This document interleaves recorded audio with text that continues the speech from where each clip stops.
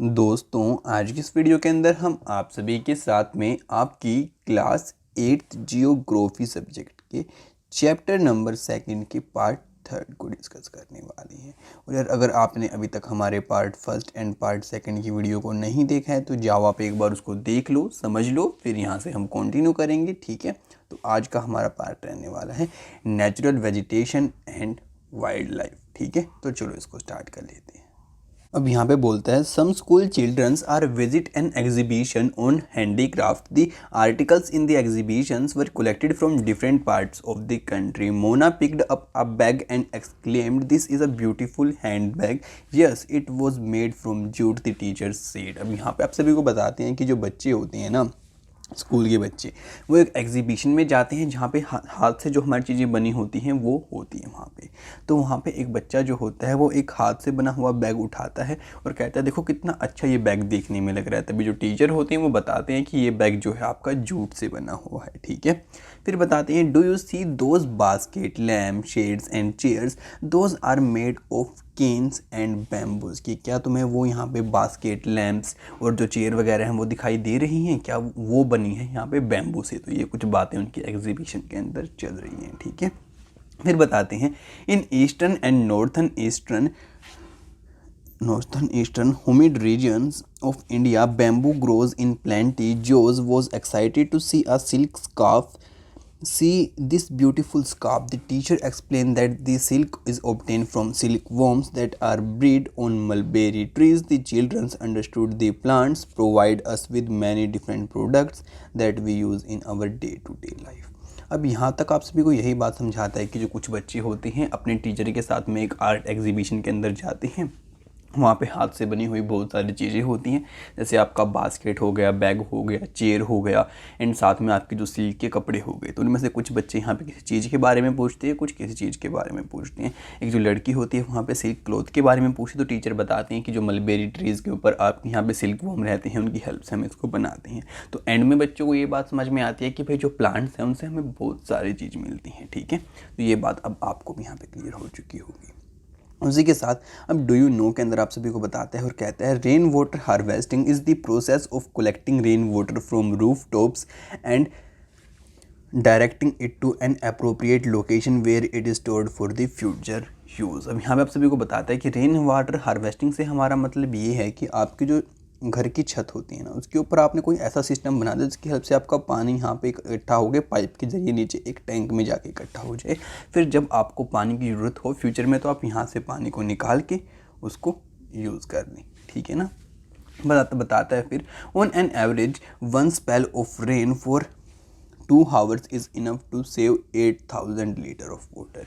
कि अगर मानो आपके यहाँ पे 1-2 घंटे तक जो आपकी बारिश हुई है तो आप 8000 लीटर के करीब जो आपका पानी है उसको सेव कर सकती है। फिर बताते हैं natural vegetation and wild life exist only in the narrow zones of contact between the lithosphere, hydrosphere, atmosphere. कि भाई जो आपकी नेचुरल वेजिटेशन होती है यानी कि आपके जो पेड़ पौधे होते हैं और जो आपके वाइल्ड लाइफ होती हैं, जंगली जानवर होती हैं, ये वहाँ पे एग्जैक्ट उस जोन के अंदर एग्जिस्ट करते हैं जहाँ पे आपके तीनों कॉन्टैक्ट में आते हैं। तीनों कौन से? आपका ये लिथोस्फीयर हो गया, ये हाइड्रोस्फीयर हो गया और ये हो गया आपका कौन से वाला स्फीयर? ये हो गया आपका एटमॉस्फेयर। तो यार ये जो बीच में आपका जोन बना ना, एक मिनट कलर ये लेता हूँ पिंक, क्यों ये जोन जो बना है आपका, इस वाले जोन के अंदर ये बेसिकली आपके हमें मिलते हैं। ठीक है, ये बात यहाँ पे आपको समझाना चाहता है। फिर कहते हैं in the biosphere the living beings are interrelated and interdependent on each other. कि भाई बायोस्फीयर के अंदर जो आपकी लिविंग बींग्स होते हैं एक दूसरे के ऊपर डिपेंड होते हैं और वो एक दूसरे से इंटरेक्ट करते हैं। For survival this life supporting system is known as the ecosystem. वो जिंदा रहने के लिए ऐसा करते हैं और इस सारे सिस्टम को हम बोल देते हैं इकोसिस्टम, यानी कि एक दूसरे के ऊपर डिपेंड रहना। फिर बताता है vegetation and wildlife are valuable resources. Plant provide us with timber, give shelter to the animals, produce oxygen we breathe, protect soil so essential for the growth of crop, act as their shelter belts, help in the storage of underground water, gives us fruits, nuts, latex, turpentine, oil, gum, medicine plants, and also the paper that is essential for your studies. These are innumerable resources of plants and you can add some more. अब यहाँ पे आप सभी को यही सारी बातें बताता है कि भाई जो हमारे प्लांट्स होते हैं, हमारी वाइल्ड लाइफ होती है, हमारे लिए बहुत ही वैल्यूएबल रिसोर्स है और हमें बहुत सारी चीज़ें प्रोवाइड करती हैं। फिर यहाँ पे आपको चीज़ों के नाम बता रखे, जैसे कि वो हमें ऑक्सीजन देते हैं, हमारी जो मिट्टी होती है उसको इरोजन से प्रोटेक्ट करती हैं, जिस पे हमारी फसल होती हैं आगे चल के शेल्टर बेल्ट की तरह काम करती हैं। फिर यहाँ पे आगे आप सभी को बताता है कि हमें फ्रूट्स देते हैं, हमें ऑयल्स देते हैं जो कि हम अपनी सब्जी बनाने के लिए यूज़ करते हैं, या फिर और भी जगह आपको पता है हम ऑयल्स का यूज़ करते हैं। गम देते हैं, हमें मेडिसिन देते हैं, हमें पेपर देते हैं जिस बुक्स के ऊपर हम लिख के पढ़ते हैं, ठीक है ना। तो इसलिए हम कह सकते हैं कि जो प्लांट्स हैं वो हमारी लाइफ का ऐसा पार्ट है जिसको हम कभी भी अवॉइड नहीं कर सकते, ठीक है ना। उसी के साथ में ये पिक्चर देखो आप, ये आपको दिखा रखी है आपके सिल्क वॉर्म की पिक्चर, और आपको पता है इससे हमें क्या मिलता है, आपका सिल्क फाइबर मिलता है, ठीक है ना। और ये मैंने आप सभी को पढ़ा रखा है कि सिल्क फाइबर का यूज़ फिर हम कहाँ करते हैं, इससे हम यार्न बनाते हैं, यानी कि आपका धागा बनाते हैं, थ्रेड बोल सकते हैं हम उसको। उससे फिर आगे चल के हम आपका फैब्रिक यानी कि कपड़ा बनाते हैं, ठीक है ना। तो अब आगे आप सभी को बताता है wildlife include animals, birds, insect as well as the aquatic life forms. They provide us milk, meat, hide and wool. अब यहाँ पे बताता है कि अगर हम आपसे बात करें एनिमल्स की, तो यहाँ पे भी बहुत सारी वैरायटी हमें देखने को मिलती है और ये हमें बहुत सारी चीज़ें प्रोवाइड करते हैं। हमें दूध देते हैं, हमें मीट देते हैं, हमें उनकी स्किन का हम इस्तेमाल करते हैं चमड़ा बनाने के लिए, उनकी स्किन का इस्तेमाल करते हैं जो कि आपकी शीप वगैरह होती है हम ऊन बनाने के लिए, ठीक है ना। तो चलो अब आगे प्रोसीड कर लेते हैं फटाफट से। अब कहता है insects like bees provide us honey, help in pollination of flower and have an important role to play as decomposes in the ecosystem। कि भाई जो आपके छोटे मोटे कीड़े मकोड़े होते हैं, जैसे कि अगर हम आपसे मधुमक्खी की बात करें तो वो हमें शहद प्रोवाइड करती है, साथ ही जो आपके पेड़ पौधे होते हैं उनमें पोलिनेशन के अंदर वो हेल्प करती है। पोलिनेशन मैंने आप सभी को बता रखा है साइंस के अंदर कि आपका ये मानो मेल फ्लावर है और ये आपका फीमेल फ्लावर है। तो यहाँ पे मानो आपका इंसेक्ट आके इसके ऊपर बैठ गया तो इसके जो पोलन थे वो यहाँ पे इसको चिपक जाते हैं, फिर जब ये इसके ऊपर जाके बैठता है तो फिर यहाँ पे फर्टिलाइजेशन हो जाती है क्योंकि पोलन यहाँ पे पहुँच जाता है मेल गैमेट फीमेल गैमेट के पास में, ठीक है ना। तो ये जो सारी चीज़ें हमने स्टडी कर रखी हैं, इसको हम पोलिनेशन बोलते हैं। उसी के साथ में मैंने आपको आगे इसके बारे में बता रखा है कि भाई जो आपके इंसेक्ट्स होते हैं कैसे डिकम्पोजर्स की तरह वो काम करते हैं। तो अगर आपने साइंस की प्लेलिस्ट नहीं देखी है तो आप उसको देख सकते हैं पूरी 8th क्लास की, ठीक है ना। फिर कहता है the birds feed on insect and act as decomposers as well. कि भाई जो आपके बर्ड्स हैं वो भी यहाँ पे फिर कीड़े मकोड़ों को खा लेते हैं, तो वो भी डिकम्पोजर की तरह ही काम करते हैं। फिर बताता है vultures due to its ability to feed on dead livestock is a scavenger and considered a vital cleanser of the environment. कि जो आपके वल्चर्स होते हैं यानी कि छोटे मोटे कीड़े मकोड़े होते हैं जो कि आपके डेड प्लांट के ऊपर खाते हैं, डेड एनिमल के ऊपर खाते हैं, तो वो एक तरीके से काम करते हैं हमारे फॉरेस्ट को, हमारे इन्वायरमेंट को साफ़ करने में, सुथरा रखने में, ठीक है ना। तो इसलिए हम उनको स्कैवेंजर्स भी बोल सकते हैं। सो एनिमल्स बिग और smalls all are in struggle to maintain balance in the ecosystem. कि भाई जो हमारे छोटे हो गए, बड़े जानवर हो गए, छोटे पेड़ पौधे हो गए, बड़े हो गए, सभी एक बैलेंस की तरह काम करते हैं हमारे इकोसिस्टम के अंदर, सभी का अपना अपना रोल होता है, ठीक है। फिर अब आगे आप सभी को बताता है डू यू नो के अंदर फैक्ट, और कहता है vultures in the Indian subcontinent were dying of kidney failure shortly after us scavenging livestock treated with diclofenac, a painkiller that is similar to the aspirin or ibuprofen. Efforts are on the ban to the drug for the livestock use and breed vulture in captivity. अब यहाँ पे आपको बता रहा है कि जो vulture हैं हमारे इंडियन सब कॉन्टिनेंट के अंदर आजकल वो उनकी डेथ हो रही है, वो इसलिए हो रही है क्योंकि उनकी जो किडनी है वो फेल हो जा रही है। उनकी किडनी फेल इसलिए हो रही है क्योंकि यार जो आपका डेड इंसान होता है जब हम उसको ट्रीट करते हैं डाइक्लोरोफेनेसी के साथ में, या आपका कोई पेन किलर का नाम यहाँ पे बता रहा है, कहते हैं कि ये आपकी एस्पिरिन जैसी ही पेन किलर होती है, लेकिन इसके अंदर आपके कुछ ऐसे सब्सटेंस होते हैं, ड्रग के अंदर कुछ ऐसा सिस्टम होता है जिसकी वजह से जो उनकी किडनी है वो फेल हो जाती है, ठीक है। तो अब इसको बैन करने को लेकर आपकी बातें चल रही हैं, ठीक है। अब बाकी आप एक बार इस बर्ड को देखो, ये भी आपका वल्चर की तरह काम करता है। उसके बाद आप इस फ्लावर को देख सकते हो यहाँ पे, उसके बाद आप इस पिक्चर को देखो, यहाँ पे आपको बता रखा है कि ब्रह्मा कमाल अ मेडिकल हब। कि भाई ये आपकी एक मेडिकल हब है, यानी कि इससे हमें क्या मिलती है, मेडिसिन मिलती है, ठीक है ना। इसका नाम यहाँ पे गिवन है। उसके बाद ये आपको पिक्चर दिखा रखी है आपके किंग फिशर की, तो किंग फिशर आपका कुछ इस प्रकार का दिखाई देता है और ये ब्लू किंग फिशर है आपका, ठीक है। तो उसी के साथ यार चलो अब हमारी बात आती है डिस्कस करने की डिस्ट्रीब्यूशन ऑफ नेचुरल वेजिटेशन। कि जो हमारी नेचुरल वेजिटेशन है वो किस तरीके से यहाँ पे डिस्ट्रीब्यूट हो रखी है सब जगह, ठीक है ना। तो फिर चलो आगे हम प्रोसीड करते हैं। अब यहाँ पे आप सभी को इसी के बारे में बताने वाले हैं कि हम डिस्ट्रीब्यूशन ऑफ नेचुरल वेजिटेशन आपकी कैसे हो रखी है। तो यहाँ पे आप सभी को मेरे ख्याल से यही बताता है कि भाई जो आपका टेम्परेचर और मॉइस्चर है उसके ऊपर ये चीज़ें आपकी डिपेंड करती हैं। और यहाँ पे हमारे वर्ल्ड को हमने अलग अलग पार्ट्स के अंदर डिवाइड कर रखा है कि भाई कहाँ पे हमें फॉरेस्ट देखने को मिलती है, कहाँ पे ग्रासलैंड देखने को मिलती है, कहाँ पे श्रब्स देखने को मिलती है और कहाँ पे टुंड्रा वेजिटेशन देखने को मिलती है। ठीक है, तो इसके बारे में हम पहले स्टडी कर चुके हैं हमारी पिछली वाली क्लासेस के अंदर और साइंस सब्जेक्ट के अंदर, आप सभी को पता ही होगा। ठीक है, फिर यहाँ पे आगे आप सभी को बताते हैं कि जहाँ पे आपकी ज़्यादा बारिश होती है वहाँ पे हमें बहुत हैवी ट्रीज़ आपके देखने को मिलते हैं, जहाँ पे थोड़ी कम होती है वहाँ पे हमें थोड़े कम ट्रीज़ देखने को मिलती हैं। ठीक है ना, उसी के साथ में यहाँ पे आपको बताता है कि जैसे जैसे आपकी बारिश कम होती जाती है वैसे वैसे जो आपकी ट्रीज़ हैं उनकी डेंसिटी कम होती चली जाती है। ठीक है ना, ये सारी चीज़ें डिपेंड करती हैं आपकी बारिश पर। फिर यहाँ पे आगे आप सभी को बताता है as the amount of moisture decrease height of the trees also density decrease short standard trees and grasses grow in the regions of the moderate rainfall.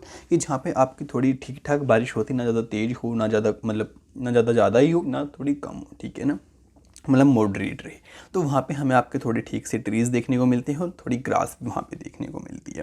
फिर यहाँ पे बताता है कि जो आपके कांटे वाले और झाड़ियों वाले आपके ट्रीज़ होते हैं, आपने देखा होगा कि आपकी जो बिल्कुल छोटी छोटी घास होती है वो हमें वहाँ पे देखने को मिलती है जहाँ पे आपकी बहुत ही कम बारिश होती है। ठीक है ना, अब यार यहाँ पे कुछ ऐसा समझने वाला है नहीं, तो आप इसको समझ सकते हैं। अगर आप कोई भी वर्ड सेंटेंस यहाँ पे ना समझ में आए तो आप मेरे को कमेंट कर सकते हैं, इसलिए मैं आपको ये चीज़ जल्दी जल्दी पढ़ा रहा हूँ। ठीक है ना, तो चलो अब यहाँ पे आगे आप सभी को कहता है in such areas plants have deep roots. हाँ, तो अब यहाँ पे बताता है कि जो इस एरिया के आपके प्लांट होते हैं जहाँ पे यानी कि आपके कांटे वाली झाड़ियाँ होती हैं, कुछ इस टाइप का आपका सिस्टम होता है, बारिश कम होती है, उनकी जो जड़ें होती हैं बहुत नीचे तक गई होती हैं मिट्टी के अंदर ताकि वो पानी को एब्जॉर्ब कर पाए। उसी के साथ में जो आपको पता है कि उनके पत्ते होते हैं वो थोड़े मतलब छोटे छोटे होते हैं और साथ में उनके यहाँ पे कांटे भी होते हैं, जिससे कि जो ट्रांसपीरेशन होती है आप सभी को मैंने पढ़ा रखा है वो कम से कम हो पाए और पानी कम लॉस हो। और जो उनका तना होता है इसकी भी एक खास बात होती है कि वो थोड़ा यहाँ पे आपका कैसा होता है, थोड़ा शाइन वाला होता है, जिससे कि उसके ऊपर थोड़ी एक वैक्स की कोटिंग होती है जिससे कि पानी लॉस ना हो। ठीक है ना, उसी के साथ में आप यहाँ पे पिक्चर देखिए आपकी ग्रासलैंड एंड फॉरेस्ट की। फिर कहते हैं कि यहाँ पे आप सभी को पता है कि जो हमारे वर्ल्ड की मतलब की जनसंख्या है वो दिन पर दिन बहुत ज़्यादा बढ़ती चली जा रही है। ठीक है ना, तो इसी के साथ में यार जो हमारे रहने के लिए एरिया चाहिए होगा, अब मानो पहले इस पे यहाँ पे 2 पीपल रहते थे इतनी एरिया पे, वो रह सकते थे। अब यहाँ पे 2 के वो लोग 4 हो गए, फिर और हो गए, अब और हो गए, अब एरिया तो इतना ही है ना, अब यहाँ पे इतने लोग कैसे रहेंगे, आप एक बात सोच के देखो। तो इस वजह से यार जो आसपास के जंगलों का एरिया था लोगों ने अब उसको यहाँ पे साफ़ करना स्टार्ट कर दिया, यानी कि वहाँ के जो पेड़ पौधे होते हैं उनको काट कर वहाँ पे अपने रहने के लिए जगह बनानी उन लोगों ने स्टार्ट कर दी। तो यहाँ पे कुछ ऐसी चीज़ों की हमें ज़रूरत पड़ती है जिससे कि हम अपने इन चीज़ों को कंजर्व कर पाएँ, जो हमारी नेचुरल वेजिटेशन है उसको हम बचा पाएँ। ठीक है ना, तो यहाँ पे उसी के साथ में आपको जो पाइथन है उसकी पिक्चर दिखा रखी है आपका जंगल के अंदर कैसा दिखाई देता है। तो चलो बाकी अब हम डिस्कस करते हैं conservation of natural vegetation and wild life की, इनको हम कैसे कंजर्व कर सकते हैं। ठीक है ना, अब यहाँ पे कहता है forest are our wealth plants give shelter to the animals and together they maintain the ecosystem. Change of the climate and human interference can cause the loss of the natural habitats for the plants and animals. Many species have become vulnerable or endangered and some are on the verge of the extinction. Deforestation, soil erosions, construction activities, forest fibers, fires, tsunamis and landslides are some of the human and the natural factors which accelerate the process of extinction of these resources. One of the major concerns in the poaching which result is the sharp decline in the number of particular species. The animals are poached for collection and illegal trade of hide, skins and nails, teeth, horns as well as of the feather. Some of these animals are tiger, lion, elephant, deer, black buck, crocodile, rhinoceros, snow leopard, ostrich and peacock. These are conserved by increasing awareness. अब यार यहाँ पे आप सभी को यही बात समझाने की कोशिश करते हैं कि जो हमारे फॉरेस्ट हैं वो बहुत ही हमारे लिए एक बहुत ज़्यादा बड़ी वेल्थ है, यानी कि संपत्ति है हमारी। और जो प्लांट्स होते हैं वो जो हमारे जानवर्स होते हैं उनको शेल्टर प्रोवाइड करते हैं, साथ ही यार वो एक बहुत ही अच्छा इकोसिस्टम मेंटेन करके रखते हैं। उसी के साथ में जो हम ह्यूमंस होते हैं यहाँ पे कुछ तो आपको पता है कि हमारा जो क्लाइमेट है चेंज हो रहा है, वो किस लिए चेंज हो रहा है, क्योंकि जो हमारी ग्रीन हाउस इफेक्ट है वो बढ़ता चला जा रहा है। हमें पे बताता है कि जो हमारे ह्यूमन इंटरफ्रेंस होते हैं वो इन सभी हैबिटेट्स को, जो नेचुरल हैबिटेट्स हैं, इनको यार वो बदलने की कोशिश कर रहे हैं और यहाँ पे बहुत बड़ा बदलाव आने की आशंका है और बाकी कुछ बदलाव आ भी चुके हैं। फिर बताते हैं कि जो हमारी बहुत सारी स्पीसीज़ हैं इस वजह से वो खतरे में जा चुकी हैं और कुछ तो ऐसी हो चुके हैं कि उनकी जो प्रजाति है वो ख़त्म ही होने वाली हो। ठीक है ना, अब यहाँ पे फिर आगे आप सभी को बताते हैं कि जो हमारे फॉरेस्ट हैं वो उनको कैसे कैसे खतरा पहुँचता है। तो हम डिफॉरेस्टेशन होते हैं, यानी कि हम पेड़ों की कटाई करते हैं, सोइल इरोजन होता है, आपका मिट्टी का वो होता है अगर आपके पेड़ों को काट देंगे। उसी के साथ में आपकी जो कंस्ट्रक्शन एक्टिविटी होती है, फिर आपके जो जंगल में आग लग जाती है, आपकी टी सुनामी आती है, मैंने आपको पढ़ाया था लैंडस्लाइड होती है। तो ये कुछ आपके फैक्टर्स हैं जो कि कुछ हम लोग करते हैं, कुछ आपका नेचर खुद से करता है, जिसकी वजह से जो आपकी प्रोसेस थी हमारे जो जंगलों को मतलब ख़त्म होते चले जा रही हैं, इसको और ज़्यादा बढ़ावा मिल रहा है, ठीक है ना। जबकि हमें इस ग्राफ को नीचे लेके आने की कोशिश करनी है। फिर यहाँ पे आप सभी को आगे बताते हैं कि सबसे जो बड़ा कंसर्न है आज के टाइम पे वो ये भी है कि आपको पता है कि कुछ शिकारी इलीगल तरीके से जंगल में घुस जाते हैं, फिर वहाँ पे जानवरों का शिकार करते हैं। किस लिए शिकार करते हैं? वो अपना पैसे कमाने के लिए। जैसे कि उसकी जो स्किन होती है उसको बेच देते हैं, जो उनके दांत होते हैं उसको बेच देते हैं। उसी के साथ में यार जो आपको पता होगा कि फिर उनसे हम लेदर वगैरह बनाते हैं। कुछ के जो आपके जो पक्षी होते हैं उनके पंख वगैरह को भी वो लोग बेच देते हैं। तो यार कुछ ऐसा सीन भी आपका होता है। इस वजह से जो आपके टाइगर थे, एलिफेंट थे, डियर थे, ब्लैक बक थे, क्रोकोडाइल थे, राइनोसोर्स थे, इनकी जो प्रजातियां हैं वो आपकी खतरे में चलती चली वो जा रही हैं, ठीक है ना। तो यार हम इनको बचाने की बहुत ज़्यादा ज़रूरत है। और ये कैसे होगा? जब हम अवेयरनेस फैलाएंगे, लोगों को इसके बारे में जागरूक करेंगे ताकि लोग ऐसे काम ना करें, ठीक है ना। तो चलो यार अब आगे आपको दिखाते हैं। यहाँ पे आपको एक कॉलेज दिखा रखा है फॉरेस्ट का, एक स्कूल स्टूडेंट ने बनाया, देखो कैसा अच्छा बनाया उसने। उसी के साथ में आप एक बार इस पिक्चर को देखो, यहाँ पे कैसे पेड़ों को काट रखा है, ठीक है ना। उसी के साथ में यहाँ पे आपको बता रखा है loss of rain forest in great Nicobar after T tsunami. और ये कब हुआ? जब आपकी टी सुनामी आई थी निकोबार के अंदर, तब की पिक्चर है। फिर बताते हैं national park, wildlife sanctuaries, biosphere reserves are made to protect our natural vegetation and wildlife. कि जो हमारी गवर्नमेंट है वो नेशनल पार्क बनाती है, वाइल्ड लाइफ सेंचुरी बनाती है, बायोस्फीयर रिजर्व बनाती है। किस लिए बनाती है? हमारे जो आसपास का नेचुरल वेजिटेशन है और हमारी वाइल्ड लाइफ है इसको बचाने के लिए, ठीक है। Conservation on the creek, lakes and wetlands is necessary to save the precious resource from depletion. क्योंकि ये हमारी बहुत ही प्रीशियस रिसोर्स है और इसको बचाना हमारे लिए बहुत ही ज़्यादा ज़रूरी है। उसके बाद आप ये पिक्चर देखिए आपके ब्लैक बक की, इसको भी आपकी प्रोटेक्शन की ज़रूरत है क्योंकि यार ये भी प्रजाति जो है आपकी ख़त्म होने की कगार पे चली जा रही है। फिर बताते हैं there is a balance in the environment if the relative number of species is not disturbed. Human activity in several parts of the world have disturbed the natural habitat of the many species due to the indiscriminate killing. Several birds and animals have either become extinct or on the verge of the extinction. अब यहाँ पे आप सभी को बताते हैं कि भाई जो हम लोग हैं, जो हमारी ह्यूमंस की एक्टिविटी हैं, आप कुछ भी लगा लो, पेड़ों की कटाई लगा लो, जानवरों का शिकार करना लगा लो, वो कि बहुत गलत तरीके से जो हमारा इकोसिस्टम है उसको ख़राब करने पे लगी हुई हैं। और कुछ प्रजातियां जानवरों की ऐसी हैं जो कि ख़त्म हो चुकी हैं और कुछ ख़त्म होने के कगार पे पहुंचने वाले, तो उनको कंजर्व करना हमारी बहुत ही बड़ी रिस्पॉन्सिबिलिटी बन जाती है। उसी के साथ में आपको यहाँ पे फॉरेस्ट फायर के बारे में बताता है कि आपके जंगल में आग लग जाती है। इसकी न्यूज़ आपने बहुत बार न्यूज़पेपर के अंदर पढ़ी होगी ऐसे। फिर बताता है कि आप इन हेडलाइंस को रीड करो जो कि कैलिफोर्निया के जंगल में आपकी आग लगी थी, उसके बारे में यहाँ पे लिखा है और कैसे हम इसको अवॉइड कर सकते हैं। उसके बाद में नो मोर के अंदर आपको बताता है कि forest fire is a threat to the entire region of the fauna and flora. It occurs mainly due to 3 reason. कि भाई जो भी वहाँ के पेड़ पौधे होते हैं, जानवर होते हैं, सभी के लिए बहुत ही बड़ा खतरा होती है आपके जंगल में लगी हुई आग। और इससे हम 3 कारणों, और इसके आपके जो लगने के 3 कारण होते हैं बेसिकली। तो वो तीनों कारण यहाँ पे आपको बता रखे हैं कि जो natural fire due to lightning et cetera, कि मानो आपके जंगल में कहीं बिजली वगैरह गिर गई। आपको पता है कि जब बारिश वगैरह होती है तो आपके बादल कड़कते हैं तो बिजली वगैरह भी गिर सकती है, तो वहाँ पे आग लग गई। उसके साथ में बताता है कि आपके जंगल में आग लग गई क्योंकि कुछ लोग क्या करते हैं, आपको पता है कि सिगरेट वगैरह पीते हैं या फिर कुछ ऐसी फायर एक्टिविटी का जंगल में यूज़ करते हैं। मानो आप कैंपिंग के लिए गए कहीं टूरिस्ट प्लेस पे और वहाँ पे आपने आग जलाई, वहाँ पे बैठने के लिए आपको पता है शाम को बैठते हैं, लेकिन आप वहाँ पे फिर उस आग को सही से बुझा के नहीं आए, फिर आपकी वहाँ पे हवा चली तो वो आग और बड़ी फैल गई और बड़ी फैल गई। तो यार इस चीज़ का भी ध्यान रखो। फिर तीसरा कारण आपको बताते हैं, कहते हैं कि fire purposely caused by the local inhabitants, mischief maker, miscreants etcetera. कि कुछ लोकल वहाँ के जो आपके इनहेबिटेंट्स होते हैं, रहने वाले, कई बार वो भी यहाँ पे आग वगैरह लगा देते हैं अपने किसी रीज़न के लिए, ठीक है ना। फिर यहाँ पे बताते हैं कि हम इसको कंट्रोल कैसे कर सकते हैं। फिर बताते हैं prevention of fire through education.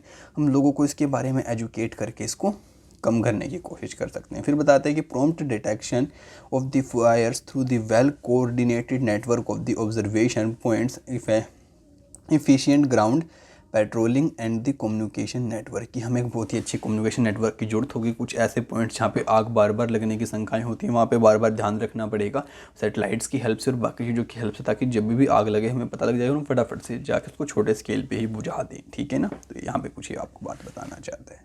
अब बोलते हैं awareness programme like the social forestry and the Van Mahotsav should be increased at the regional and the community level, कि भाई जो आपके बहुत सारे हमें प्रोग्राम्स की जरूरत है फैलाने की, आपके वन महोत्सव प्रोग्राम हो गया, जैसे उनको सोशल लेवल पे भी और कम्युनिटी लेवल पे भी। School children should be encouraged to bird watch and visit nature camps to so that they appreciate the habitat of the varied species। और बच्चों को भी यहाँ पे जंगलों में ले जाके दिखाना, मतलब कि ज़्यादा डार्क वाले जंगल नहीं, जो हमारे पिकनिक प्लेसेस होती हैं वहाँ पे ले जाके दिखाना कि जो हमारा नेचर है कितना अच्छा है, हमारे लिए कितना कुछ प्रोवाइड करता है। उसी के साथ में ग्लोसरी के अंदर आपको नेशनल पार्क के बारे में बताता है और कहता है a natural area designated to protect the ecological integrity of one or more ecosystem for the present and the future generation, कि भाई नेशनल पार्क हमारा वो एरिया होता है जो कि बचाता है इकोसिस्टम को किसी भी तरीके से ख़राब होने से, और वहाँ पे जो एक तो इकोसिस्टम होते हैं सभी को सेव करना उसकी ज़रूरी होती है। और इकोसिस्टम के अंदर आप सभी को पता है हमारे प्लांट्स भी आते हैं, एनिमल्स भी आते हैं, मतलब लिविंग चीज़ें भी आती हैं, नॉन लिविंग चीज़ें भी आती हैं। उसी के साथ में अब आपको आगे बताता है Many countries have passed laws against the trade as well as killing of the birds animals in India, killing lion, tiger, deers, great bustards and peacocks as illegal, कि भाई बहुत सारी कंट्रीज़ हमारे इंडिया ने भी लॉज बनाए हैं इन जानवरों के शिकार करने के खिलाफ। इसके अंदर उन्होंने इंक्लूड किया है लोयन को, टाइगर को, डियर को, आपके जो ग्रेट इंडियन बस्टर्ड्स हैं इनको, और आपका जो पिकॉक है इसको। फिर बताता है an international convention CITES has been established that list several species of the animals and birds in which trade is prohibited, कि आपका जो इंटरनेशनल स्केल के ऊपर जो CITES है ना, उसने एक आपके मतलब कि प्रोविजंस निकाले हैं कि भाई इन जानवरों का लेकर कोई भी अगर ट्रेड होता मिला तो वो उसको प्रोहिबिट करेंगे और वो आपका इलीगल होगा। फिर यहाँ पे बताते हैं conservation of plant and animals is an ethical duty of every citizen, कि हमारे पेड़ पौधों को बचाना, जानवरों को बचाना हर एक इंसान की ड्यूटी यहाँ पे होती है। उसी के साथ में आप यहाँ पे हर्ड देख सकते हैं, यहाँ पे आपके चेताल्स का हर्ड है। उसी के साथ में आप इस पिक्चर को देखिए, heard of elephant in Kaziranga national park, कि काजीरंगा नेशनल पार्क के अंदर आपके हाथी कैसे घूम रहे हैं। उसी के साथ में फिर यहाँ पे आपको आगे बताते हैं कि biosphere reserve series of protected areas linked through a global network intended to demonstrate the relationship between the conservation and development, की जो आपके बायोस्फीयर रिजर्व्स बनाते हैं और प्रोटेक्टेड एरिया बनाते हैं, ये आपके ग्लोबल नेटवर्क से लिंक करते हैं, और यहाँ से हमें ये पता लगता है कि हम कैसे यहाँ पे इनके जो रिलेशनशिप है उसको प्रोटेक्ट करने की, कंजर्व करने की कोशिश कर रहे हैं, और कैसे यहाँ पे डेवलपमेंट का काम चल रहा है, ठीक है। अब यार उसी के साथ में आपको डू यू नो के अंदर CITES के बारे में बताएगा, और यहाँ पे बताता है कि the convention on international trade in endangered species of the wild fauna and flora, कि भाई ये आपका एक कन्वेंशन हुआ है, किसको लेकर हुआ है, जो आपका इंटरनेशनली ट्रेड होता है, जो आपकी इंडेंजर्ड स्पीसीज़ हैं, यानी कि जो कि ख़त्म होने की कगार पर हैं, वो आपके पेड़ पौधे हो गए या जानवर हो गए, उन सभी के लिए। हमें बताता है कि is an international agreement between governments, ये आपका एक एग्रीमेंट है गवर्नमेंट्स के बीच में।